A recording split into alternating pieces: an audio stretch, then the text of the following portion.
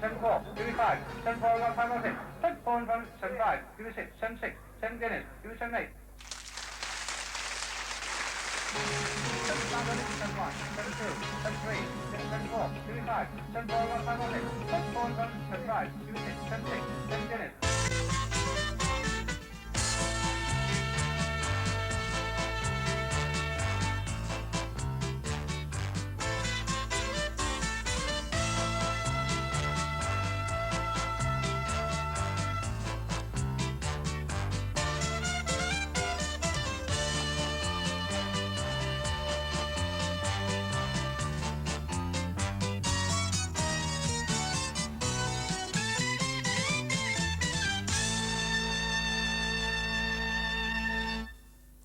We've all got different views of how much people should earn, and our three panellists here are going to distribute £100 between 4 occupations according to their values. Now, Joyce Windsor, you're a hospital worker from Barnsley. How much of your £100 would you give to this chap? He's a managing director of a firm employing, say, 500 people, heavily employed in exporting. So, how much? 20, because he could have a responsible job, not always. Dave Newton, you're a shop steward with a chemical company. How much are you going to give the company boss? 35, because I believe this is a pretty responsible job, yes. And Ken Ashcroft, you're a manager yourself. How much are you going to give a fellow manager? I would award 40 because there's the need to encourage risk-taking and also because of the high incidence of personal taxation. Right, on with the parade. Here's another job, a nurse. A staff nurse, responsible job once again. Joyce, how much are you going to give to this person? I would give the nurse 25, for the reasons being that when the managing director has his coronaries and the miner has his accidents, the nurse has got to be there to put him back onto the road to recovery so that he can input into the economy of the country once again. OK, fine. Dave? 20 for the nurse, working long hours. It's a dedicated job. And Ken? 20 also because they are basically a service industry and therefore are consuming from the wealth-generating sector. Right, a third occupation now. Here's a coal miner. A face worker, even in this day and age, a dangerous and dirty job. How much for the coal miner, Joyce? 25 for the coal miner because of the dangerous and health hazards. Dave? I give the coal miner 30. It's a pretty hazardous job, working underground. Yes, 30. And Ken? 25 because it is actually a wealth-generating sector with a productivity element. Fine. And finally, a school teacher. Is a school teacher working in a secondary school? How much would you give, Joyce, to the school teacher? 30. Dave? 15. And Ken? 15. Well, let's just see how the panel scoring compared with reality. Now, these are the scores that you gave, and this is the way £100 is distributed according to their actual relative earnings. So there are quite sharp differences between the panellists about how they value the 4 occupations and their actual market value. And we've not finished with you yet, I'm afraid, because these disagreements on what constitutes a fair distribution of income are indirectly one of the main obstacles to getting the economy going again on an expansionary path. As you'll see in a moment, when we ask you to put yourself in the role of a cabinet committee pursuing just such a policy. The techniques for reflating the economy to get production rising and unemployment falling are familiar enough. They're those outlined by Keynes many years ago and still valid today. Lower taxes, higher public spending, reduced interest rates, all raising the level of demand in the economy so that firms find their order books filling and workers are drawn back into employment. But as we've learned in the past, this reflationary road is fraught with hazards. When the economy is expanded by pumping in more demand, 2 major and interrelated problems arise. The first is that the balance of payments begins to deteriorate as imports rise faster than exports. Brian Henry of the National Institute. Certainly the reflationary package could be expected to worsen the balance of payments. My argument is it would probably worsen it from a really quite healthy position. Of course, it could actually put the balance of payments into severe deficit if you had a policy that was sufficiently expansionary. So what does the National Institute propose? In part, one would allow for a devaluation. In part, there would be exchange rate changes which would be necessitated as a result of this expansion. Of what order? I think we're talking about 15% change in the exchange rate. Devaluation, by making exports cheaper and imports dearer, may at least for a while deal with the balance of payments problem, but at a cost, as Terry Ward of the Cambridge Economic Policy Group stresses. The problem with devaluation is that it's very inflationary.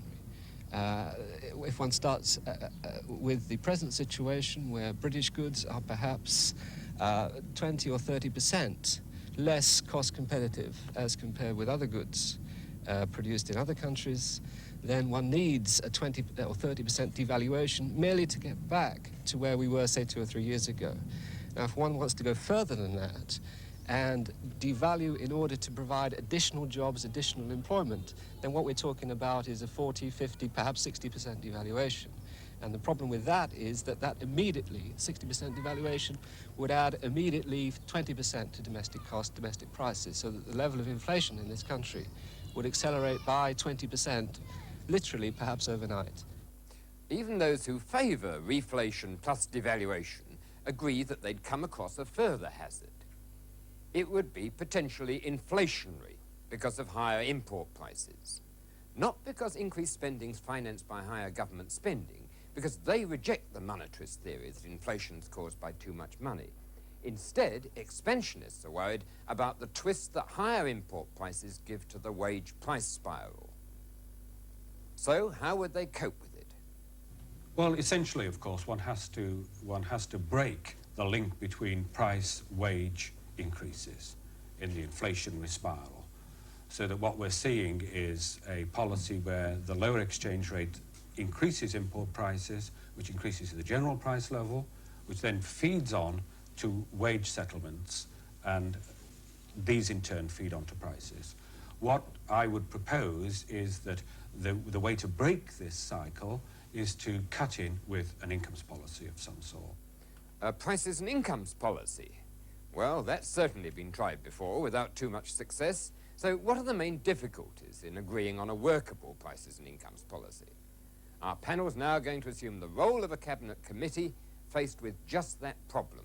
And in drawing up their policy, they can call on the services of their economic advisor, Professor Peston, who sets the scene for them. We're in a position where we want to expand, where we still have some inflation that we don't like, but we fear that if we do expand more rapidly again, that inflation will get worse still. So that's the situation in which we find ourselves. And we start to talk about incomes policy really as a way of saying, does it help us to expand the economy, to get rid of unemployment, or some of the unemployment we've got, while not intensifying the inflation problem? I mean, would you all be happy if in 2 years' time the inflation rate was still 7.5% per annum? I think 7.5% is not a bad figure. I think in looking at our own inflation rate, it has to be looked at in context with the general world inflation rate. And if ours is at 7.5%, and yet the other major countries with whom we compete is higher than 7.5%, then I think we're to be congratulated. Yeah, so you think that we could afford to take still a little bit of an inflation risk? I mean, would that be the consensus view? That was your view, Mrs. Windsor. Yes, I think we could keep inflation, but not as high as it is, if we could lower it a little bit. What do we think we can afford? What are the parameters we're working in? What does the Treasury advise us on that? Maybe in terms of real money, we're talking about 1.5, maybe 2 pence in the pound. 1.5 to 2% is what we can really afford. Our problem is, how do you go from inflation rates of 7.5% per annum, money wages rising at, say, getting on for 10% per annum in the economy at large, earnings rising at that rate, to any possible lower level? And is it realistic, Mr. Newton, for us to be thinking in terms of numbers as low as that? What do you, I mean... No, I think that to consider increases in the range that you've suggested of 1.5%, 2% would be totally unrealistic. Whilst it may do wonders for the inflation rate, I can see that consumer spending would bottom out and fall completely.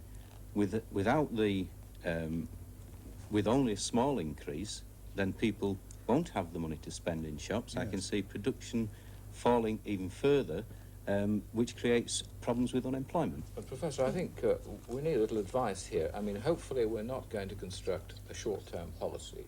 This seems to me to be the disaster of all attempts to regulate incomes, that they've been short-term and taken very much on the spur of the moment.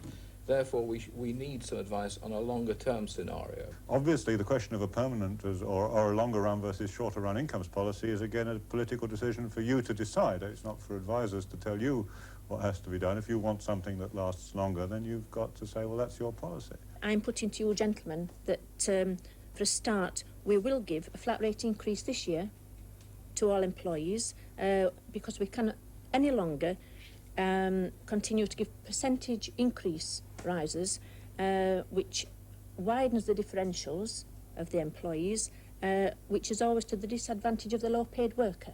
No, I think that that's an unacceptable type of incomes policy. It has been tried numerous times in the past and it's created difficulties. And the biggest problem that it causes is that by rewarding everyone equally with a flat sum, a certain amount of money, whatever that money is, then if there is to be any long-term incomes policy, this will eventually destroy what differentials there are. And I'd like to add to that that it doesn't also take account of the progressive nature of the personal taxation system. We need to have a motivating system of incomes, and if we put a flat rate on, then it means obviously more to the non-taxpayer, of which there are very few, to the high-income earner, of which, again, there are very few, but we need a graded system between. I mean, frankly, we've had lots of history of the flat rate, and none of them have been particularly successful. No, I don't agree, for the simple reason, we're talking about the widening of the differentials, and I've just heard from a colleague of my cabinet that the differential would be narrowed. I think that's a nonsense. If you take, for a start, that you have a £10 and a £20 start, and then you have, if we decide to give £6 across the board this year, you'll still have that £10 difference in the pay.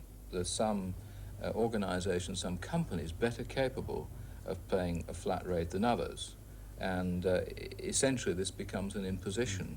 Also, some organisations are in a growth situation and could perhaps pay a little more. Perhaps they're going to get a little more productivity.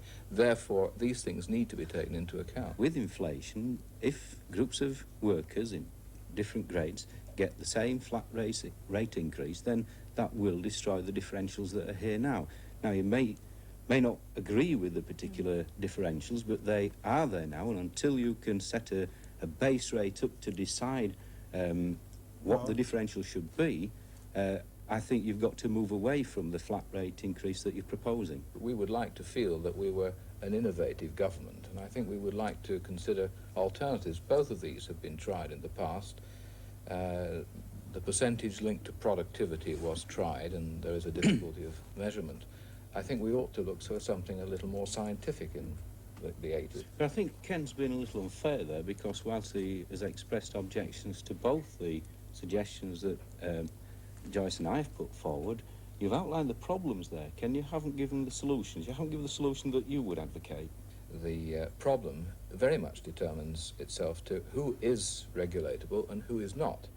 And I mean, if I were to report my friends from the CBI, I'm sure they'd tell me that on the whole, their employees are reasonably regulable by market forces. Did anybody, I mean, are you suggesting, I remember one of the past incomes policies previous governments have introduced involved a productivity element, that it said that those whose efficiency rose more rapidly should get larger pay increases. Now, is that going to be part of our policy? No, I don't advocate that at all. If it always means that the people who have the advantage of being able to work to produce, they are always coming out on top. Some people are not in that position, and especially in the public sector. And I think we've got to look at that and analyse it. Some people are not, as I've said, not in a position where they can gear their income to the productivity. Are we going to be happy with an incomes policy as it stands, or do we have views about the prices side? I mean, I think that's terribly important. I don't think you can have one without the other. It is a price and incomes policy. I can't imagine there can be any benefit from regulating prices if we're to let regulating incomes if we're to let prices just feel the market force. I think that however difficult it may be, we must have a hand in regulating the basic prices that affect everybody in day-to-day life. I believe if we can find a way of regulating incomes, prices will take care of themselves. I think at the end of the day, if we start getting into a full regulation policy, we're into an enormous overhead on the national exchequer apart from anything else. How on earth are you going to get a policy like that across to the public? It's going to be totally unpalatable because the public have long memories of incomes policies. And in fact, that's the first thing the public are going to ask of any government, particularly ours. How are we going to get the message across by just clamping down on one side of the scale, on one side of the equation? You must look at both sides. And there's a lot more tough discussion like this before Dave Newton presents their agreed proposals. We have put together an incomes policy which would consist of basically a flat rate of £5 to everyone with an additional 3% of their earnings on top. But we have decided to keep about 1 or 2% of the total pay bill that we have in reserve to use for special skills, scarcities, special cases, responsibility jobs. So we're keeping that in reserve so that we can judge some cases on merit. An important part of the package is that it is permanent, insofar as we see that this will be with us as far as we can see anyway. But we also believe, and this is important, that we have to persuade the public, rather than legislate, we have to persuade the public to accept this. And what we have decided to do is introduce a prices element where we will monitor very closely prices in the public sector and in the private sector that has a monopoly. I think of banks here.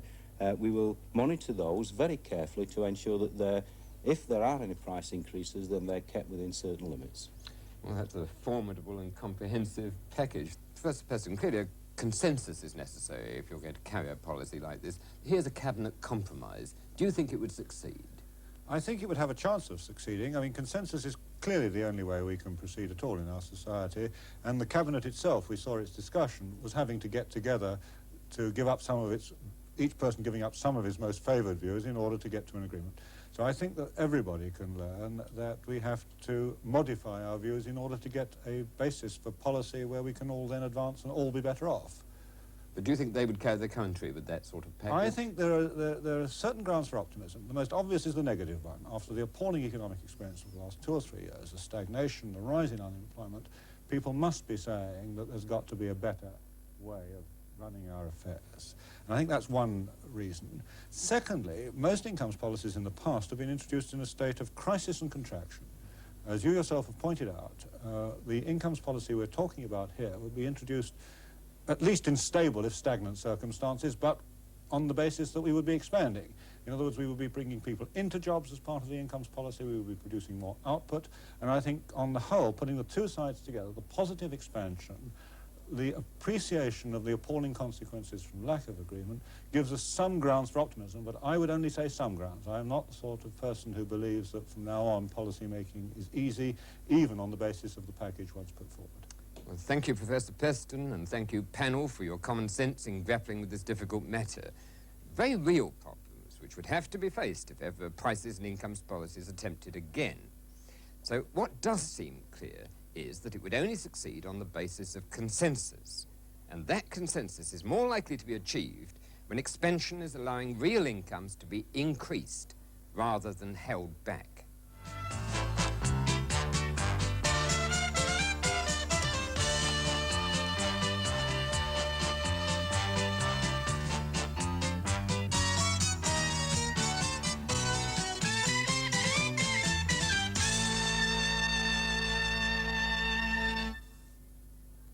You may be interested to know that Peter Donaldson has written a book, 10 Times Economics, published by Penguin. Price £1.50, available from booksellers. And that's the end of Schools.